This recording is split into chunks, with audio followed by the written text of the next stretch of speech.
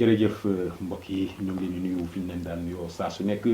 seen émission lu tax tey ñu seet si ki nga xam ni moom mooy Cheikh Alassane Sène Cheikh Alassane Sène duñu ko présenté Sénégal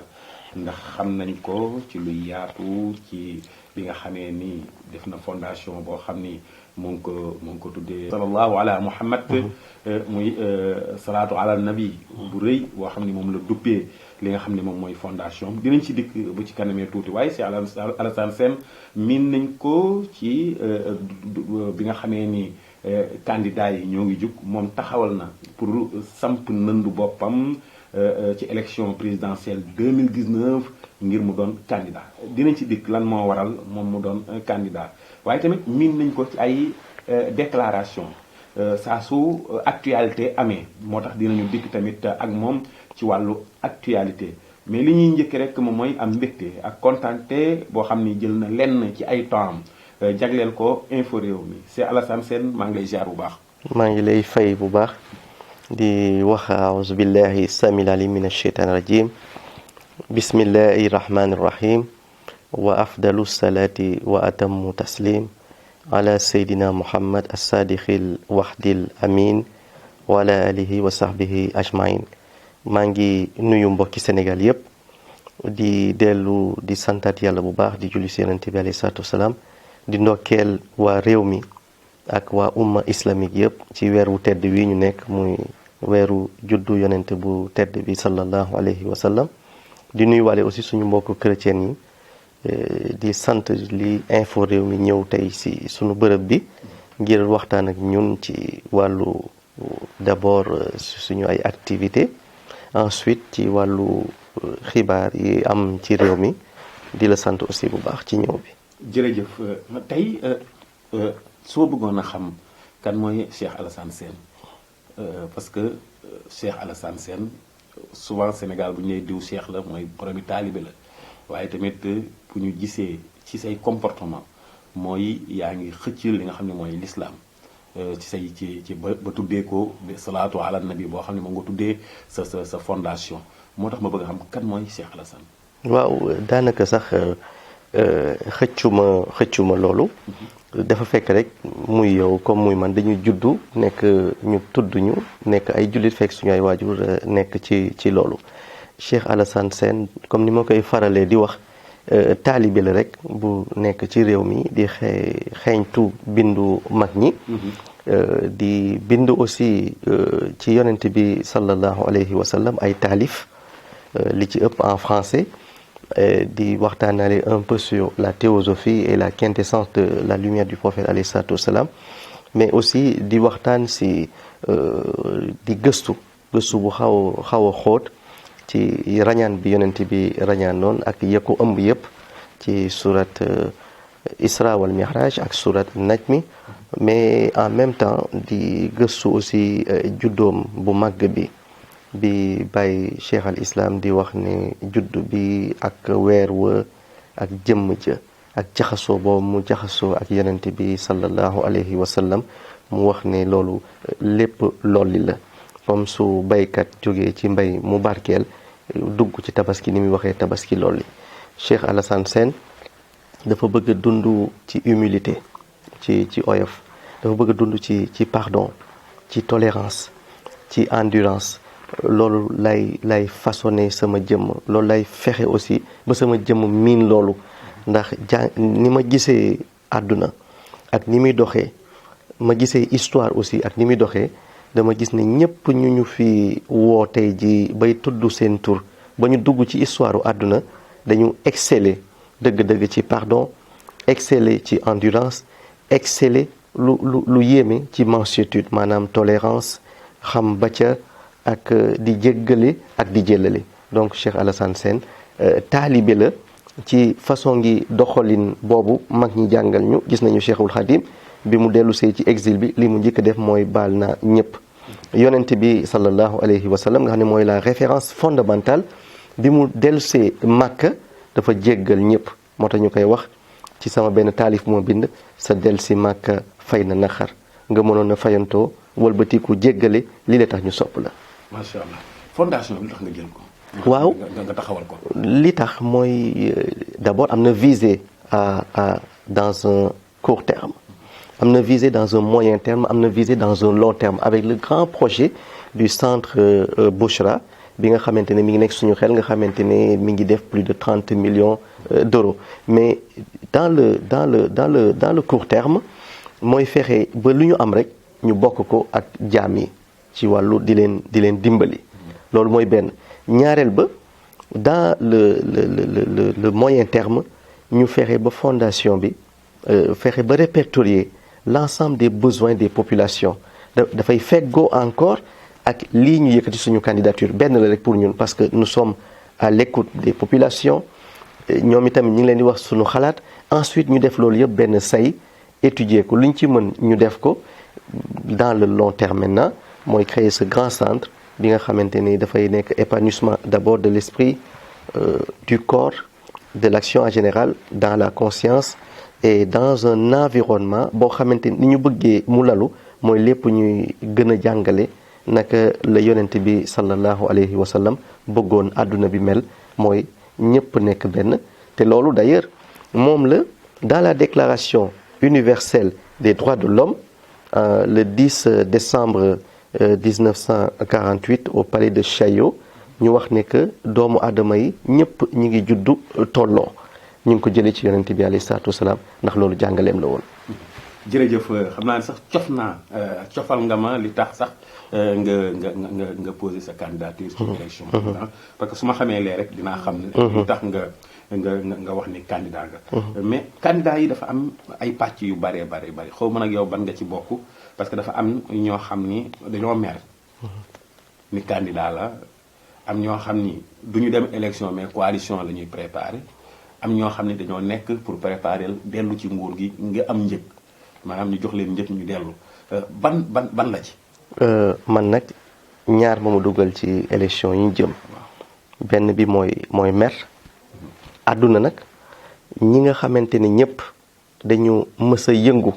ci wàllu bëgg soppi seen réew. dañu am benn constat bi ñu def mooy gis ne seen réew yoon bi mu jël baaxul. day indi ñagas xol après le constat vient l'action. moo indi tey après ma samp sama ndënd beneen bi aussi mooy durant les 13 mois yi ma def kaso dama étudier un peu la sociologie de notre pays étudier aussi li nga xamante ni moom moo xew ci réew mi après 58 ans d'indépendance ñu nekk ci ay règlement de compte politique depuis Senghor à Dia ba léegi ni diggante Macky Sall Khalifa Sall Macky Sall Karim Wade ma wax ne réew mi ñu bëgg tabax parce que kaso soo ci nekkee da ngay am temps de réflexion bu yaatu ma ne réew mi ñu bëgg tabax il faut que ñu arrêter règlement de compte politique yi gis naa am na ay candidats seen discours dafa dur jamono ji li ñu wax soo ko seetloo mooy suñu jëlee réew mi rek ñii fi nekk kaso lañ jëm ma wax ne man duma adopter solution boobu duma ci adapter aussi li ma bëgg defal réew mi damay adapté wu ci solution Cheikhul Khadim ci solution Seydi Hadji Malick ci solution Cheikh al Islam wala Seydina Limamou mooy jàngale yonent bi alayhi salaatu wasalaam mooy grandeur am dépassement am surpassement nekk au-dessus de la mêlée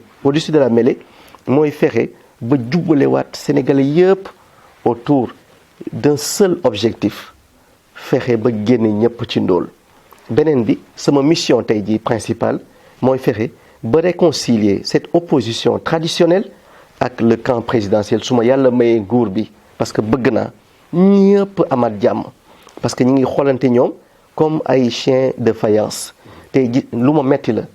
dina ma neex aussi su ma demoon ba nekk ci palais bi ma fexe yenn saa yi recevoir un opposant reer ak moom te suñu biir reer bi maak moom du ma toog mukk di ko wax transhumel du ma toog mukk aussi di ko wax ne ndax sa bopp am na njëkk du ma toog mukk aussi di ko jéem a tànc ndax xam naa ne am na lu mu def ma chantage ko pour mu ñëw ci man comme li xew suñu jamono ji parce que maa ngi mettitlu li xew mooy président su jotee ci yow benn dossier li muy def mooy fexe su fekkee ne da nga nekk ci langue politique bi mooy fexe ba tànc la pour nga ñëw ci moom su fekkoon da nga luubaloon benn alal aussi ba ñu xam ko dañu lay woo aussi en négociation te tàmbali na ko yàgg na lii raam ni bàyyi ko woon na ci ñag bi. kon damaa di jàpp ni daray intérêt Sénégal nekku ci. déedéet intérêt Sénégal ñun moom la ñu bëgg au soir du 24 février 2019 mooy la proclamation de notre indépendance économique mais ensuite ñu wax àdduna yëpp di ñu dégg que maintenant le Sénégal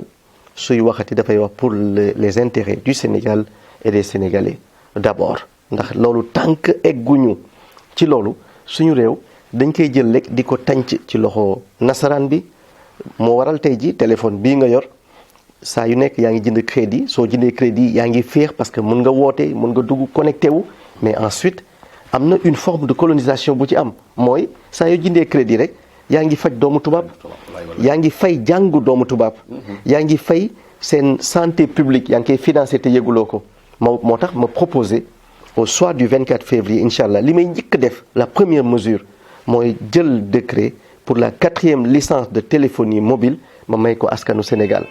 incha allahu taala parce que pour man il est d'une importance capitale que Sénégalais yi ñu organiser leen benn chaîne de solidarité bu yaatu bii tax ñu génn ci ndóol 4e licence de téléphonie bi ma wax li mu nar a wundu mooy la construction de 14 hôpitaux avec des plateaux techniques relevés parce que bëggatuma évacuation sanitaire même ñi am doole bëgg naa suñu tiimatee suñu hôpitaux yi nga tiim hôpitaux yi nekk dans les capitales occidentales des puissances occidentales nga gis ne benn la loolu mooy benn ñaareel ba bëgg naa sénégalais bu jógati di dem ci l'hôpital di faju dootuloo fayuloo parce que état moo la ko may mais ci suñu forme de cotisation ci bénéfice yi bàyyi ko ci 4e licence de téléphonie mobile foofu lay bàyyi ko ensuite déggoon na Idrissa Seck mu waxoon ne moom ni mu nar a organiser mooy la Sonatel mu fexe ba bénéfice bi lu mu yaatu dina am loo xamante ne ñoom suñ ko génnee la ca des ñu bàyyi ko ci réew mi ma ne nous allons aller vers une autre forme plus intelligente pour man mooy fexe ba bàyyi Sonatel mu doxal ni mu war a doxalee moom mais su gisee la 4e licence de téléphonie léppam di chaîne de solidarité pour dimbali nit ñi moom dafay obligé aligné wu sinon elle va disparaître. macha allah xam ngeen ni suñu invité mooy Cheikh Alassane Sène di candidat présidentiel 2019 mais Cheikh Alassane bala xam nga damay wax souvent ni parrainage bii ñu nekk mooy seen premier tour. li tax ma ni mooy seen premier tour ci la am ñoo xam ne dinañ leen daaneel bala ñoo dem élection présidentielle si côté signature. ku laaj réew mi wax tournée nationale. ku laaj réew mi sax léegi di nga wax ni tournée internationale. ndax élection yi nga xam ni moo fi passé xam nañu ni diaspora bi lu am solo la ci élection. bien sûr ndax ci côté parrainage signature yi fu ñu toll. waaw d'abord da nga laaj benn laaj bu ànd d'abord ak parrainage yi. ensuite nga laaj samp ndënd bi nu muy tegee. pare ak ensuite nga waxaale la tournée. maa ngi ci 31 400 kilomètres yu ma parcourir biir Sénégal. maa ngi waxanteeg askan bi. dem naa ci région yëpp dans les 45 départements waxtaan naa ak askan bi dégg nañu ma déglu naa leen man ak samay ñooñ mooy le mouvement daj dëpp bii ma jiite gis naa aussi jafe-jafe yu tar yi nga xamante ne ñoom moom la ñu nekkee wax naa leen aussi naka laa nar a saafara man ak ñi ma àndal seeni jafe-jafe wax naa leen ban condition aussi la ñuy tëral pour àgg ca saafara boobu ba ca des mooy parrainage bi nga wax ni mu nekk ndëgg sërëx bu président Macky Sall lal mu nekk lu doy waar gis nañu guerre bi nga xamante ne moo ko ëmb gis nañu aussi tànc bi nga xamante ne moom moo ko nësaxal moo tax ma wax ne incha allah au soir du 24 février suñu amee ndam incha allah li ñu njëkk def mooy modifier cet article bëggatuñu le président sortant di bokk ci parrainage bi parce que moom il doit être d'office candidat su fekkee dafa bëgg waaw ñaareel ba su waxee dañuy wax ne que le maximum de signature bi ñu bëgg pour candidat bu nekk mu nekk 67 000 su ma juumulee entre 53 000 et 67 000 président de la république ak ay ñoñam ñu ne ñoom 3 millions de signatures la ñu soxla ma yaakaar ne ñaaw na lool ci démocratie réew parce que li mu ko def mooy filtrer ak priver certains candidats d'avoir des parrainages moo tax maa ngi désolé wu ci réaction premier ministre Mahammed Boun Abdallah Dionne di leen wax ne ñoom samp ñu leen fii pour ñu am arrogance samp ñu leen pour ñu inélégant dañ leen samp pour ñu yemale askan bi mais soo xoolee seen discours yëpp ñi àndul ak ñoom dañ lay saaga dañ lay bëgg toroxal dañ la bëgg boole ci dara dañ lay privé sax li nga xamante ne mooy si njëriñu réew mi nga xam ne da nga ci bokk tey jii ñun ñi nekk ci opposition bi on nous traite comme de la peste maanaam faale wuñ ñu joxuñu ñu benn cër ci dara di ñu daw man mi ma wax la rek li ma jot a dund ci 6 ans yi ginnaaw tëj bi ma président Macky Sall tëj te teguwul fenn dàq nañ ma salon d'honneur ma ñëw di tukki ñu dàq ma fa su ma demee aéroport dañ may fouiller parfois pour rek décourager la ci li ak yeneen yoo xam ne ñu ngi la koy def mais pour man àdduna nit warul di jooytu dafa war a muñ parce que loolu la ñu yàlla sant pour ñu muñ leen muñ bi da ngay yaakaar ne sax fait de la personne de tous les jours la alors que escalier la bu lay yëkkati jëmloo la ci sunu borom moo tax ñun dañu war a muñ saa su ne dañu war a baale saa su ne dañu war a tam xam ba ca ba noppi jéllale ak jéggale tey ji je suis capable ndax sama diggante ak président ni mu meloon xóotaay bi ak la ca ne mënoon naa la ñu seexoon mu rëy lool ma wax ko da koy déstabiliser consciencieusement mais est-ce que kenn dégg na ma boobu ba léegi lu mu metti tëj na ma kaso mënoon naa fayu mais pourquoi ma war a fayu moom il n'a pas de la hauteur jël ma tëj ma kaso yàq sama der jël ay nit pendant que ma nekk kaso ñett ba pare jël ay nit ñu may saaga suba ak ngoon may ree rek parce que baale naa bi ma génnee dama wax ni tu avais déplacé suñu combat jëlee ko ci xel yóbbu ko ci doole mais su ma génnee nous serons obligés delloosiwaat combat bi ci xel moom la ñu nekk nii. ok mais souvent dañuy wax ni Cheikh Alassane Sène du Macky Sall moo ko tëjoon mais justice bi moo ko tëj. waaw xam nga bokk na ci ñu bëgg lijjanti xam nga justice Sénégal tëjuma parce que le parquet général moo demandé le cabinet le doyen des juges pour mu teewu ndëgëniku pour man ñoom ñu mun a leeral benn dossier le parquet général dépendre ci chancellerie mooy le ministre de la justice le ministre de la justice ku ko xam c'est le ministre de l'injustice bi donc moom dafa dem rek jébbalu ci Macky Sall lu Macky Sall wax rek ci loolu lay nekk man justice Sénégal teewu ma su ma teewoon dina ma juger. mais sa jamono maître Kaba moo la téyewoon. non maître Kaba xaw ma maître Kaba en tout cas li ma c'est le système de Macky Sall. ok d'accord. moom soxnaam président ñoo am colère ci man ginnaaw bi ñu saagaay yonent bi alayhi salaatu wasalaam ak marche yañ ca organisé ñu daal di ñëw privé ma de liberté mais saaga nañ yonent bi suñu ko defaatoon man je vais les attaquer encore mais SMS ba ñu ma jiñ nag laa yónneewul mais SMS bi ñoom ñoo ko def te SMS bi wax naa ko partout dafa incongru tant dans la structure tant dans la forme aussi comme dans le fond lépp moo déstructuré c'était pas moi parce que man poète là damay tagg yonent bi quand j'écris dans la beauté te ku ma lire di nga comprendre que même su ma defee contribution da ngay comprendre que c'est un poète qui parle loin de cela mais tout ça c'est derrière moi ce qui est important aujourd'hui mooy quel est le schéma qu'il faut mettre en place pour éviter Macky Sall am un second mandat moom la ñu taxaw nii di réfléchir léegi nag ma wax la dara su fekkee ne suñu boroom dafa wax ne que ñun loolu ñu bëgg dinañ ci dimbali mu am dañoo alhamdulilah rabbil alamin su fekkee aussi yàlla dafa décider ne Macky Sall moo fi war a toogaat aussi ñun en tant que croyant dañuy def rek lu dul soumettre ci volonté divine waaye la tricherie la corruption cette forme de chantage cette forme de vouloir être au devant de cette situation te ñun d'accord ñu yii daañu ko xeex ba suñu borom xam ne xeex nañu ko su génnee suñu diggante nag moo am ndam ñu xam ne yàllaa ko dogal mais en tout cas nous allons nous battre. nan ngay gisee ci jamono ji gis ku mel ni Balde yaa ngi ko dégg ñu ne dem na ak coow li fi amoon nga xam ne moo Karim lañ ko boole loon ñu ne tey dem na ci camp présidentiel ak ñeneen yow nga toog fii sa kër di jot actualité yooyu ban yëg-yëg ngay am. waaw man de moom c'est un ami parce que dañuy échanger Balde il vient aussi me voir yenn saay moom ak soxnaam. Donc nous avons une très belle relation amicale et fraternelle. Donc su fekkee dem na il a ses raisons, man je suis un démocrate. Tey jii ku mu neex war naa mun a dem ci Macky Sall buntu bi parce que noonu ñu mënee demee ci Macky Sall ba ñu respecté ñoom ñu respecté man ma respecté choix boobu ñoom itamit au retour ils respectent ma position. Donc je ne vois pas pourquoi Sénégalais yi ku dem ci Macky Sall ñu bëgg la critiquer wala ku ñëw ci opposition bi après ñu ne gongo ñaar yëpp la ñu war a yemale. Sénégal bi ñu war a tëgg dañ koy tàmbali war ko togg. Tey je ne suis pas étonné de voir Baldé dem fa Souleymane Ndéné Aliou Sow ñeneen ak ñeneen c'est le sëñ Modou Kara sëñ Pape Malick Sy waxoon na fan yële que bëgg yéene na Macky Sall am un second mais c'est bien. Am na ñeneen aussi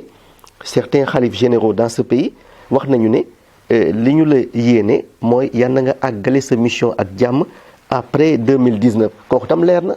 Donc ñooñu ñi wax ko xëy na am na lu ñu yëg mais ñun tamit am na lu ñu yëg. li ñu yëg mooy Macky Sall warul am second mandat mais ñi ànd ak moom man am naa respect entièrement vraiment ci seen choix. Abdoulaye Baldé tànc nañ ko fi tànc yu metti su demee tey jii ba décider ne dafay ànd ak moom aw ma ci confirmation parce que waxuñu ci maag moom mais su demee ba décider ne day ànd ak moom je respecterai profondément choix boobu mu opéré. Cheikh Alassane Sène su ma déggee mouvement daj dëpp. lu waral daj dëpp. daj dëpp de baatu wolof la. waaw te kocc miinoon ko. dañu wax ne que kat daj dëpp soo demee Medina Baye soo am na benn way bu ñu jagleel Baye tuddee ko Baye mooy daj dëpp. soo demee Touba murit yi aussi dañuy wax ne Cheikhul Khadim mooy seen daj dëpp. nit ku am aajo nag te fajoogul mu sol dàllam di dem di wuti nu mu ko fajee dajeek lu faj aajoom boobu ba pare jural ko lu mën a fajaat fukki aajoom boobu loolu mooy daj dëpp mooy am sa fajug aajo lu kawe sa njort moo tax ñun tamit ñu tuddee ko daj dëpp parce que ñun dañu bëgg réew mi nekk ci dugg ci tabaski lool li dañu bëgg réew mi ka nekk Fongolemi mi ka nekk Waxu Nguna ka nekk Salde ka nekk Sibassor ak ki nekk Dakar ñoom ñëpp ñu yem ni ñuy dundee ci réew mi ci wàllu faj ci wàllu dem école ci wàllu ay tali ci wàllu ay infrastructure ak ci wàllu épanouissement mais pour loolu am il faut que ñu lal benn chaîne de solidarité moom laa bëgg d'ailleurs lal wax naa ne lal bi ma ko nar a lal li ciy jiitu mooy fexe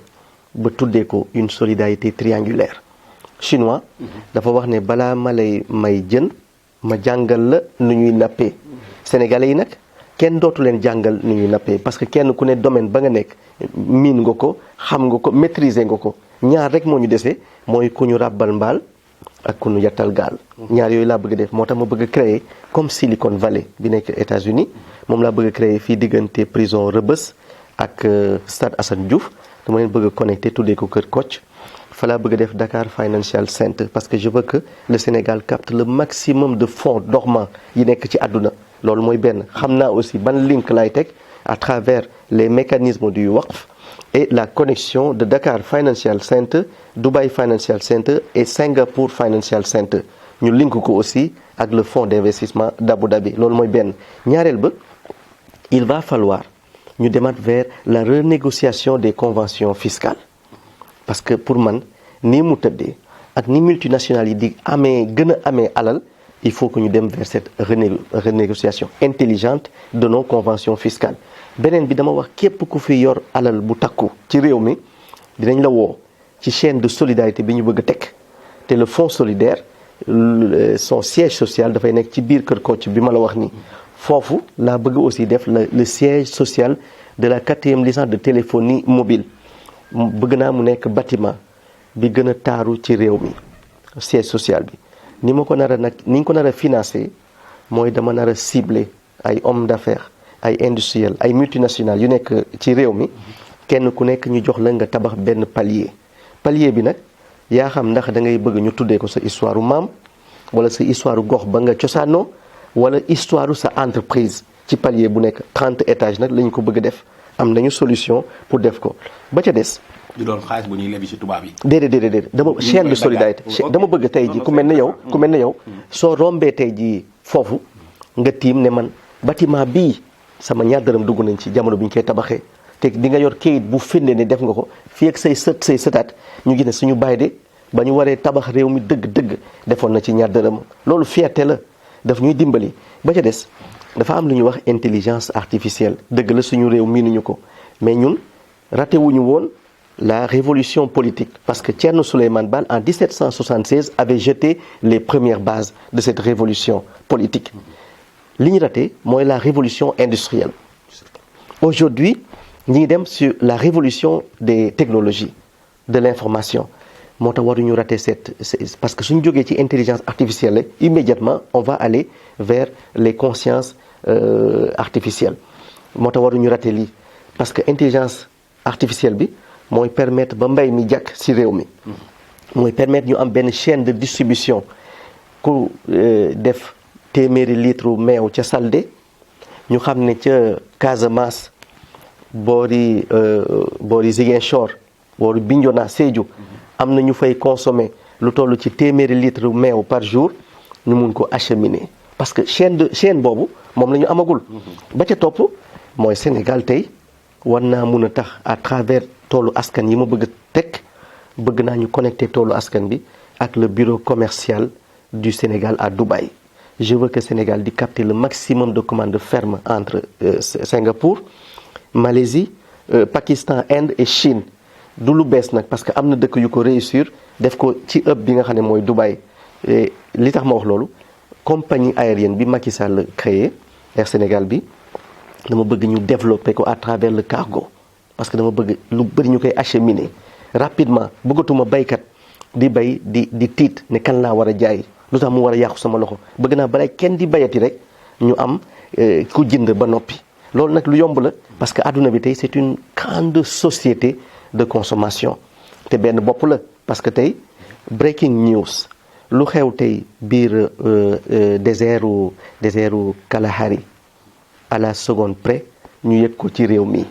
donc loolu laa bëgg aussi ñu def ko capter tout cela la nga xamee ne moom lay tëjee nag mooy cette banque populaire bi ma bëgg jagleel la diaspora parce que tey dama bëgg organiser une grande chaîne de consommation de solidarité ak diaspora bi li ma ko nar a defee mooy diaspora bi ñoo nar a nekk les actionnaires de cette banque populaire ñaareel ba sénégalais yi parfois ñu bëgg tabax kër nekk bitim réew yónnee seen xaalis seen benn rakk wala seen papa wala keneen waa ji di dem di la fotool benn kër di la ko fotool fu mu toll rek mi ngi lay fotool suñu tollee ci carrelage ndekete yëfu jàmbur la ba soo ñibbisee ci réew mi ngay doog a rendre compte ndekete sa daara mësta taxaw amuloo sax terrain loolu nag cette banque va verrouiller cela beneen bi mooy da ngay toog aussi parfois nga yónnee dépense sa njaboot ka nga ko jox du ko toppatoo ni waree chaîne de solidarité bi ñu bëgg lal dans ce triangle mooy diggante banque bi toolu askan bi ak ñi dëkkee diaspora maanaam ki dëkk diaspora mën na toog foofu à travers benn cellule bu nekk ci biir banque bi mu commandé ceeb commandé dëwlin commandé suukar commandé yàpp su ko neexee à travers la banque bi transmettre ko toolu askan bi mi ngi fépp ci àdduna su dee yow da nga nekk Espagne sa yaay dëkkee Saint-Louis mbaa mu dëkkee Saldé mbaa mu dëkk Ourossogui mbaa mu dëkk Casamance toolu askan ba gën a jege am industrie de transformation miniature moom la ñuy jébbal à travers l'intelligence artificielle li nga xam ne mooy sa bëgg-bëgg ngir ñu satisfaire ko dans une chaîne de distribution léegi nag pour que ñu àgg ca loolu il faut que État du Sénégal aussi wàññi ay charges am benn mooy la suppression du Haut Conseil des collectivités territoriales et la suppression du Conseil économique social et environnemental parce que amul benn solo ñaar yooyu ci réew mi dama bëgg ñu créer le Haut Conseil de la solidarité nationale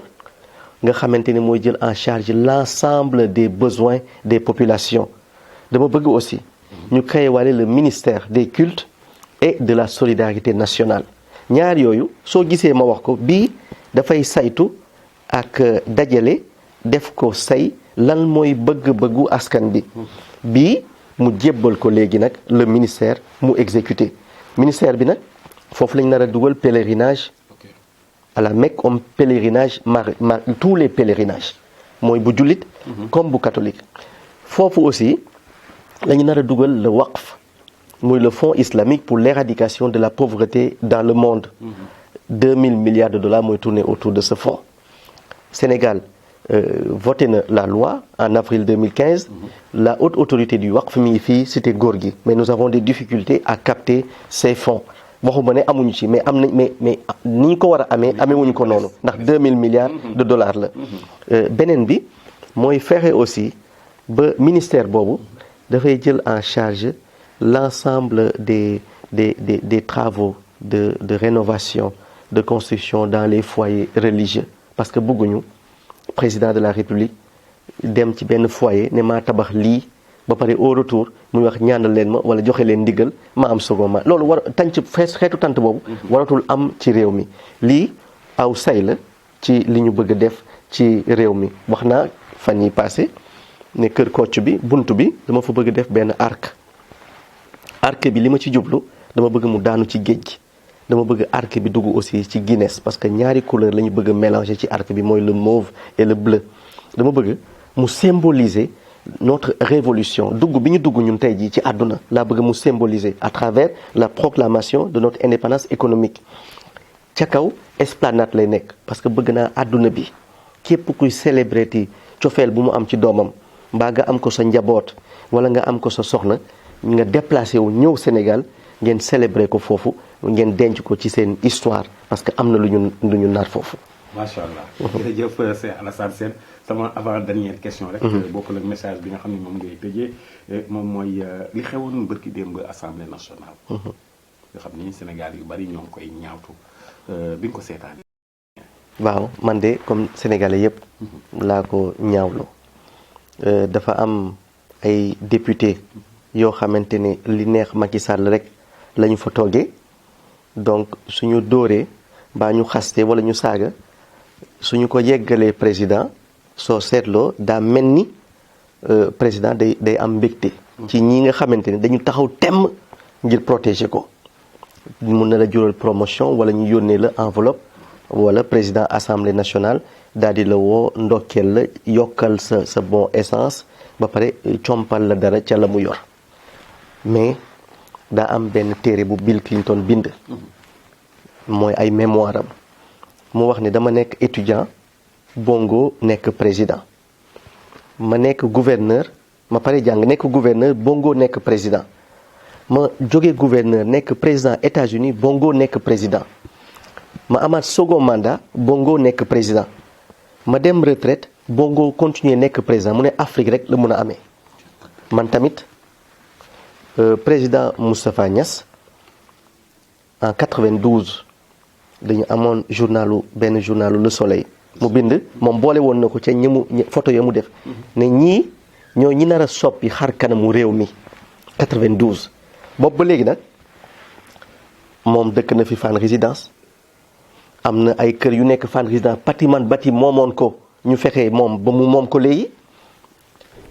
dugal na njabootam ci ay circuit ba seen lépp dox parce que mi ngi ci chaîne bi tey ji loolu yëpp ñun dañuy nar a taxalikoo ak façon gi système mu doxalin boobu ñaareel ba man dama xàmmee yow da nga xàmmee ak keneen gis Moustapha Niass nekk aux affaires Macky Sall 62 la juddu Moustapha Niass 1960 fekk na ko aux affaires donc nekk ci affaires yi jiitu na juddu Macky Sall ñaari at ñu xàmmee gis ko ba man tey jii ma mun a sàmb sama ndënd nar a jàkkaarloo koo xamante ne moom moo koy jàppale te juddu ñaari at ginnaaw moom bi mu duggee ci mbir mi yooyu daa war a jeex parce que mënul moom Moustapha Niass mënul changer suñu yëf donc image bi mu incarné à travers usure bi nekk tey jii ci moom moo indi assemblée nationale bi oyof moo indi taxawaayu député yi oyof parce que dégg naa Moustapha Niass benn bis malheureusement mu wax honorable député Toussaint Manga su la neexul maa tey dégg naa encore président Moustapha Niass malheureusement mu wax Malick Gakou fii benn imbécile benn salopard ma dégg baat yooyu mu wax ko ci télé bi ma ne comment se fait-il une institution aussi élevée que la deuxième personnalité de l'État du Sénégal puisse se permettre d'avoir ce langage très fragile, à l'image maintenant de notre pays, à l'image de la première institution de ce pays qui renie à sa parole donnée, su ko neexee muy président de la République, à l'image du Haut Conseil des collectivités territoriales, c'était seulement pour caser Ousmane Tanor Dieng, moo tax ñu def ko, à l'image du Conseil économique, social et environnemental, où aujourd'hui, Madame Aminata Tall bat le record d'absentéisme dans ce pays. Amul dara luy dox ci réew mi parce que ñoom benn affaire la ñu taxawee mooy fexe daal ba seeni mbir dox ak seen njaboot, ñu nekk ci business bi ba pare jël police, gendarmerie, la justice de notre pays teg ko mu nekk seen barrière suñu kanam ak ñoom, ku wax ñu jekku la, ñu jël la faagagal la. Léegi nag peuple bi, je pense que il est temps mu xool lan la bëgg, ndax dafa bëgg ñu continuer ci misère bi wala ndax dafa bëgg ñu jógee ci misère bi tàmbali rapidement ubbi suñu réew. te du man rek maa proposé lii. Il y a de sérieux candidats yu nekk ci réew mi am ay propositions yu am solo ñu ngi fi. J'ai lu aujourd'hui ci fan yi ñu génn le livre Solution de Sonko. Gis naa aussi le programme de Bougane. Gis naa aussi ce que Amadou Seck de Eurogerm nous propose. J'ai vu encore d'autres programmes yu bàyyi ko ci yeneen sénégalais yu bees yoo xamante ni bëgg nañu lu bees amaat ci réew mi. Je pense que il est temps que sénégalais yi xool ndax dañu bëgg lu bees loolu wala ndax dañu bëgg des ci nappaaje bii ñi fi jot a jaar nappaaje ñu ba kañ, parce que waruñu ko nangu. jërëjëf Cheikh Alassane Sène mooy invité lu tax info réew mi. Cheikh Alassane Sène ban message ngay tëjee adressé ko population sénégalaise ak diaspora bi. xanaa santaat la di wax sénégalais yi yàlla dafay waxanteeg les doués d'intelligence à travers des signaux yi chaque jour mu yónnee ñu ko. yónnee woon nañu ko bi président Macky Sall jëlee réew mi dem ci perron Élysée wax seedeloo sunu borom ne ko mandat bi ñu ma jox 7 ans la dinaa ko wàññi def ko juróomi at ba ñëpp dégg ne démocratie Sénégal mi ngi dox. ñu teg ci quelque temps président Macky Sall jël loolu teg ko nële te fàtte na dafa def benn pacte divin ak sunu borom mu rompre ko. Gis nañu fi président Macky Sall waxaat ne yéen de yéen a ngi coow rek ci sama rak Aliou Sall coow boo xamante ni du jeex mukk, waaye yëg leen dara ba àdduna tukki kenn du gis benn décret bu ma ko falee. ñu dawal tuuti président Macky Sall nappaajee la mu waxoon fal ko wëlbatiku nag waxoon ci jamono ci buntu grande mosquée ne sénégalais yi nañu xam ne tàppale ak argent facile daa jeex ci réew mi. demaat Allemagne moom président de la République wax ne sénégalais yi tàppale di dem di uti ay nit di yóbbu sama tur nañu ko bàyyi parce que yooyu jeex na ca réew ma. yooyu de ay xeetu saaga la yu mu tegoon sunu ay der. may woo sénégalais yi que au soir du 24 février 2019 nañu orienté bu baax suñu choix. Nous n'avons pas besoin aujourd'hui di daaneel président yemuñu foofu ñun dañu war a tànn lu bees li war a doxal ci suñu réew te loolu am ngeen capacité def ko. Vous l'avez fait en 2000 daaneel président Abdou Diouf. Vous l'avez fait en 2012 écarter le président Abdoulaye Wade. Mais li ngeen nar a réussir tey jii mooy wan àdduna nekk suñu pour la première fois de notre histoire politique mooy président bu am premier mandat ñu xañ ko second mandat.